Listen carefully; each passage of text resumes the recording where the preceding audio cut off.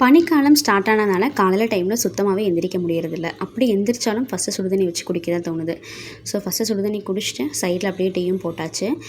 நானும் அம்மாவும் டீ குடிச்சிட்டு இருந்தோம். அம்மா வந்துட்டு காலையில் குக்கிங்காக வெங்காயம்லாம் கட் பண்ணிகிட்டு இருந்தாங்க. எனக்கு என்ன ஒர்க்குனா பூஜை பாத்திரமெல்லாம் வாஷ் பண்ணுற வேலைங்க. நாளைக்கு வந்து எங்கள் அம்மிச்சிக்கு 17வது வருஷம் திதி வந்து சாமி கும்பிட்றவங்க. ஸோ அதுக்காக வந்து எல்லாம் கொஞ்சம் க்ளீன் பண்ணிகிட்டு இருந்தோம். ஃபஸ்ட்டு சுடுதண்ணியில் வந்து விளக்க போட்டிங்கன்னா அந்த எண்ணெய் பிசுன்னு சீக்கிரம் எடுத்துருங்க.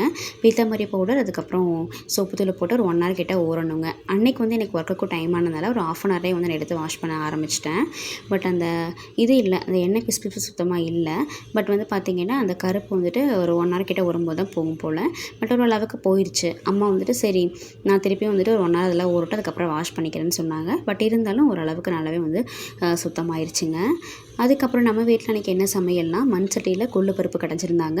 சளிக்கு நல்லா இதமாக செலவு ரசம் வச்சுருந்தாங்க. ஸோ நானும் ஒர்க்குக்கு வந்து கிளம்பிட்டேன்.